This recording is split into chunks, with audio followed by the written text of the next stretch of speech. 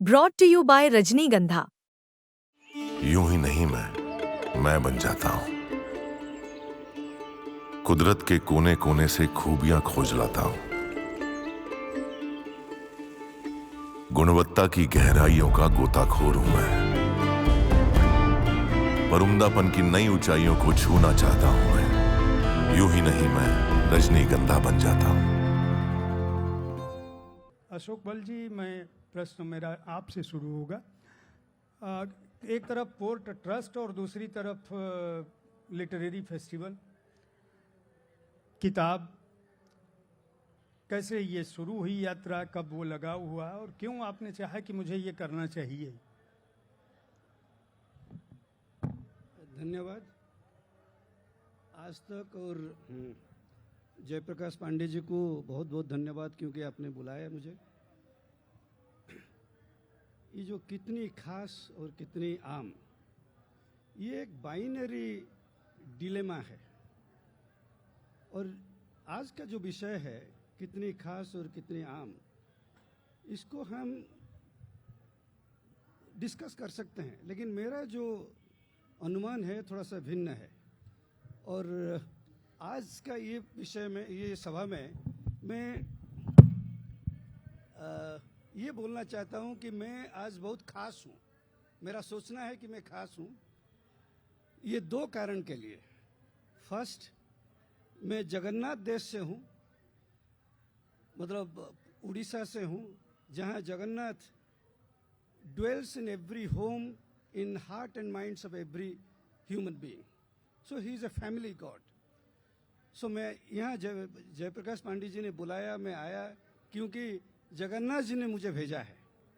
Second कारण ये है कि मुझे हिंदी नहीं आता है। एक्चुअली माई मातृभाषा is Odia, so I am not very conversant with Hindi. So I mean, I will beg the forgiveness of Jayaprakash ji and all of you to permit me to speak in English wherever necessary. Odia में actually हमारा मतलब देहात में एक कहावत है, जब उड़िया को गुस्सा आता है वो हिंदी बोलता है। मतलब मैं I was trying to understand ये क्यों। Actually there is a great philosophy behind it, क्योंकि जो उड़िया गुस्सा में बोलता है Hindi, that is neither Hindi nor Odia. Okay, so इसीलिए दूसरा आदमी मतलब ही cannot understand. So this is a part of our culture कि you know, the anger is not accelerated. Now coming to his point, actually I started a civil service.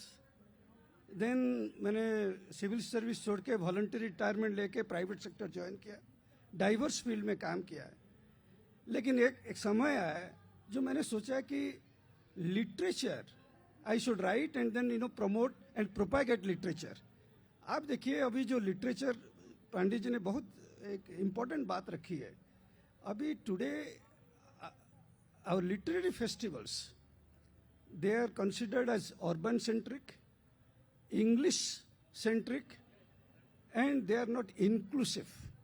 So the point is, we have a system where the proliferation of literary festivals have done a good job, but then still the linguistic pluralism of India is not promoted. We still are in silos.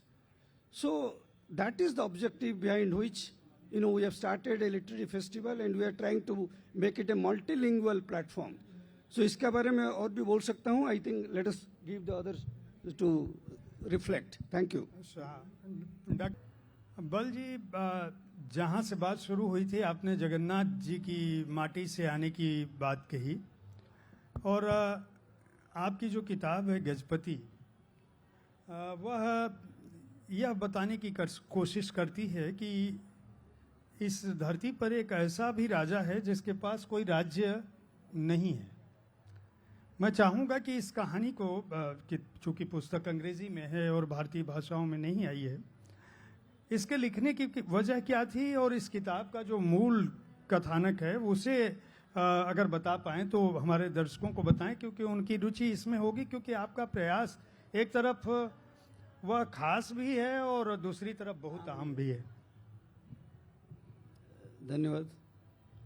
मैंने ये किताब Gajapati a king without A kingdom ये 2022 में लिखा है, ये publication हुआ। आपने पूछा इस किताब लिखने का पीछे क्या प्रेरणा है। एक्चुअली उड़ीसा में, मैं जैसे गांव में जन्म हुआ था, उड़ीसा में एक प्रथा है कि जब जन्म का बाद एक कुंडली, जन्म कुंडली जिसको बोलते हैं हॉरोस्कोप जातक, ये जातक मेरा गांव का जो पंडित है उसने बनाया था। मैं बाद में जब मेरा जातक को देखा, उसमें मेरा पिताजी माताजी डेट लूनर मंथ का हिसाब से डेट टाइमिंग ये सब मेंशन है, लेकिन इसमें यह भी मेंशन था कि गजपति बीरोकिशोर देव का इतना अंक, मतलब the reigning king of Orissa and the regnal year, that is also mentioned. मुझे बाद में पता चला कि this is a tradition, when a child is born, his horoscope is made, then in that horoscope the reigning Gajapati and his renal year that is mentioned. So that is the starting point of my curiosity कि भाई मेरा horoscope में उनका नाम क्यों। So ये मेरा starting point था। और then you know this Gajapati as an institution, as an individual, that became a matter of intrigue and matter of interest for me, तो इसलिए मैंने लिखा। और बहुत कहानी है, लेकिन this is the starting point. ये जो गजपति एक्चुअली दिस इज ये जो Gajapati a king without A kingdom, ये वास्तव में सही है। यद्यपि कपिलेंद्र देव जो सूर्यवंशी गजपति का टाइम में इनका जो टेरिटरी था फ्रॉम कावेरी टिल गंगा, लेकिन आप विश्वास नहीं करेंगे, बिफोर सूर्यवंशी गजपति जो गंगावंशीय गजपति थे, उन्होंने कभी अपना को किंग नहीं माना। They always considered Jagannath to be supreme sovereign and the king as his servant और deputy. Then Kapilendra Dev came, Kapilendra Dev went a step further. उन्होंने उनका सारा साम्राज्य, एवरीथिंग जो भी थे वो जगन्नाथ को मतलब अर्पण कर दिया, और उन्होंने ये सोचा कि मैं आपका सेवक हूं। इसीलिए ये जो कॉन्सेप्ट ऑफ आद्य सेवक, गजपति बिंग द आद्य सेवक, that has come into picture. So this is a very unique culture जहां king the Gajapati has a dual dimension, he is a king as well as a servant. ये कहीं कोई मैंने I have not seen any parallel in any literature. और आपको ये जो आपने सही बोला, ये आम भी है और खास भी है। Actually that has also impacted the culture, religion, the literature of Odias. So Jagannath जो हैं, एक्चुअली ये ऐसा डिवाइन है जो कि ही इज इमेंसली ह्यूमनाइज्ड। तो he sleeps, he wakes up, he feels hungry, he eats, he goes to sleep, then he falls ill, he takes medicine, then every 12 or 13 years he dies. He changes his shape. And आप विश्वास नहीं करेंगे, जब इसको बोलते हैं नवकलेवर, नवकलेवर में बकायदा जब उनको सेरिमोनियली बरीड करते हैं जगन्नाथ जी का, एंड उनका जो relations, they are not Brahmins, they are Daitas, they are tribals, they observe 11 days of rituals. So there is an intimate bond between the king and the Jagannath and the people. इसलिए मैंने शुरू में बोला कि Jagannath has entered into the subconscious and consciousness of every Odias. He dwells in every house, he resides in the heart and minds of every Odias. So that is why the culture of Odias, it is both ordinary as well as extraordinary, because he is so supremely humanized. आप देखेंगे सालाबेग, for example,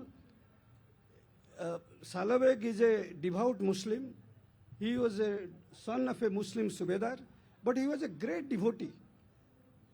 So, and his songs are soulfully sung, and it is so popular in every home. So, You see, the culture of Odia, the Jagannath cult is tolerance. And secondly, you know, his very famous poem, Ahe Nila Saila, you know, that is sung in every home. So this Ahe Nila Saila, that shows the irrelevance of one's identity, irrespective of one's religious affiliation. So this is the culture.